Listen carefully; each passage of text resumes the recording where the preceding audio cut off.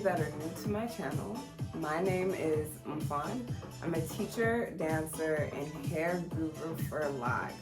And in this video, I want to give you a guide on how to maintain healthy locks. And if you're interested, keep watching.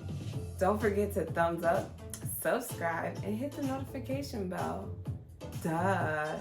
And come back to my channel, Locs, for you to love. Okay, so let's get into this list that I created right here. So, number 1, wash your locks. Now, everyone has their own routine and schedule on how they wash their locks, but I feel like in order to maintain healthy locks, you have to wash them. If that means you wash them like every week, every 2 weeks, every 3 weeks, every 4 weeks, every month, every 2 months, every 3 months, wash your locks.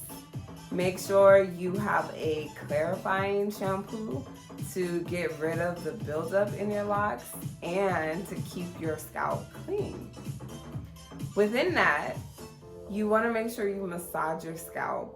One thing I wish that somebody would have told me is over time, when you have locks, your scalp becomes very sensitive and you become tender-headed. And I did not believe that, but I feel, doesn't mean it's correct, but what I feel is that since you don't manipulate your hair as much and you kind of let your hair just do its thing, your scalp becomes used to you not having your hands in it, and I feel like over time the sensitivity level increases for some strange reason. And along with washing your locks, shampooing your locks, massaging your scalp, hydrate. Hello, you need to hydrate your hair. And I didn't realize how much I need to do that until I started my locks. My locks always felt so dry, and I was like, why is my locks so dry? And not only did I have to come up with a scheduled routine on how to moisturize my locks, but figure out what my hair likes and what products work for my hair and how often I need to do it was very insightful. And not only that, it's not just about the outside, it's the inside of like what you're doing to take care of yourself that produces, you know, something that was inside your body to come out your scalp. So you want to take care of those things. So that was the first thing. Number 2, oiling your locks. So you want to come up again with a scheduled routine on what oils to use, how often to use the oils, and what works for your hair on getting the natural oils through your hair.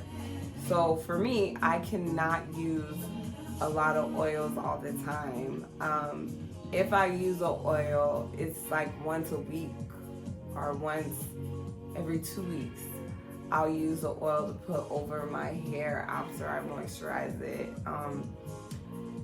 Not only that, during the summertime, I use a lighter oil like coconut oil or is it castor oil, I think.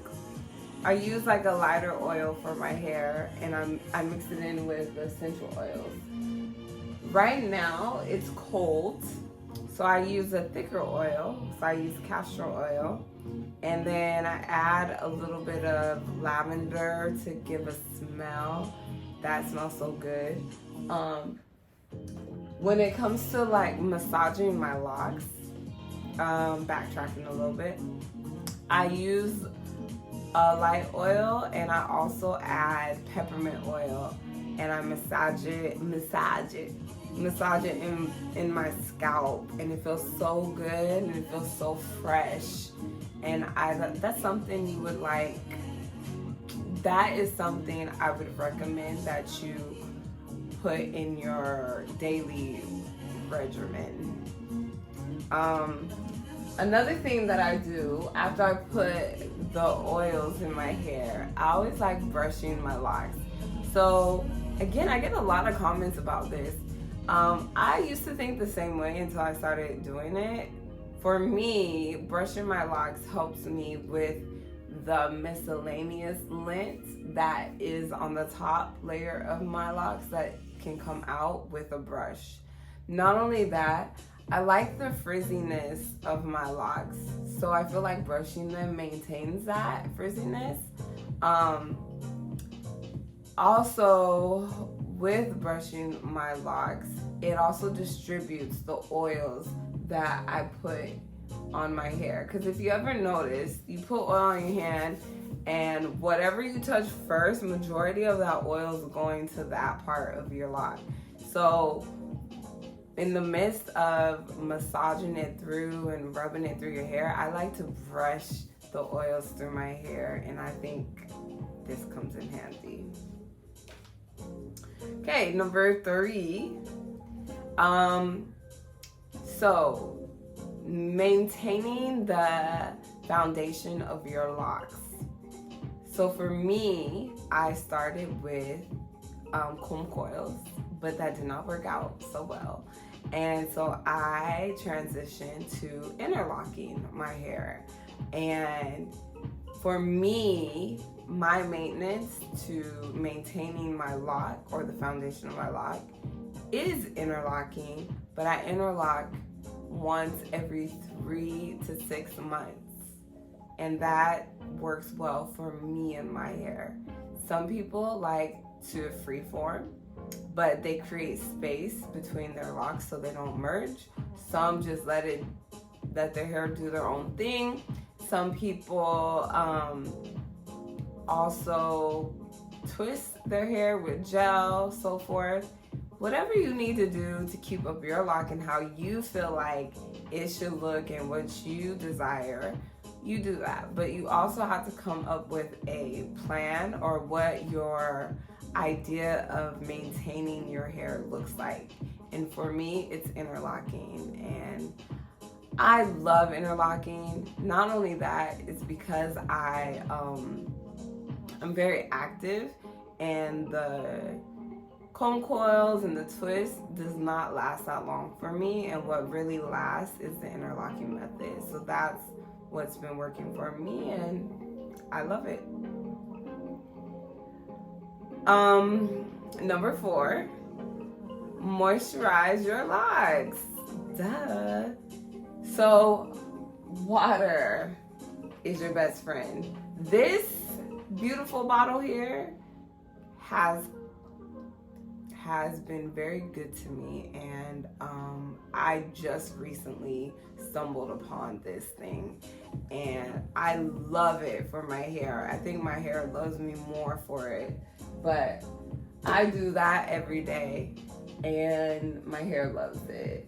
Finding like a leave-in conditioner. A leave-in conditioner does not have to be a bottle. It can be an oil of your choice, a light oil, and come up with a schedule to moisturize your hair daily. I went through a period of time in my journey that I thought I only need to moisturize my hair like whenever my hair felt dry or whenever I felt like it, and my hair suffered in the process of that. And so I started implementing a schedule, and so like as soon as I wake up, I moisturize my hair with water. I put leave-in conditioner in it. If it's the beginning of the week, then I use a light oil to last me the whole week before I put another amount of oil in my hair again. And that has worked really well, and my hair feels so good. So moisturize your locks. Number 5, protect your locks. You hear me? Protect those things. So everybody's definition of protecting their locks is different.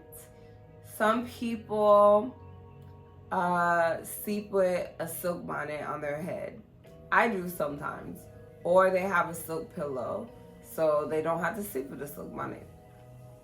Because one of the things is with silk bonnets and like head wraps is once you fall asleep, that thing just be coming off. And you're like, what? I tied this thing so tight. Or do what you feel. Some people just put their hair up in a high ponytail and go to sleep.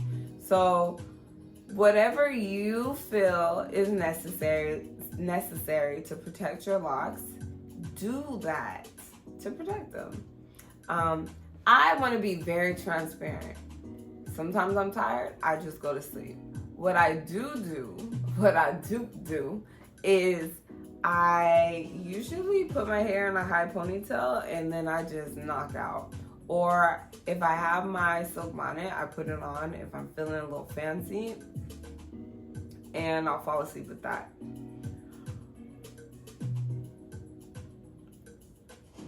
Again, to each its own.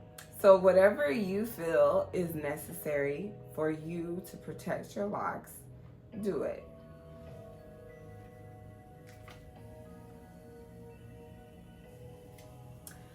And I just want to say this.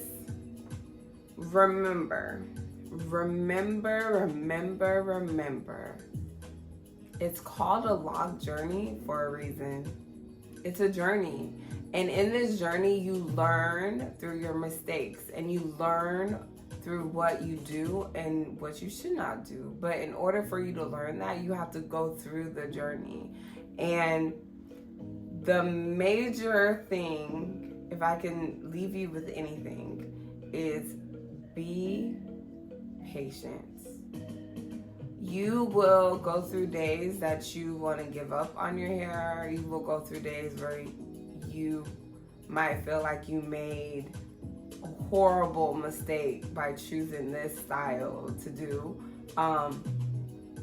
There's just so many things that your hair goes through, but I think the lock journey, no, I don't want to say I think, I know the lock journey is basically a reflection of life.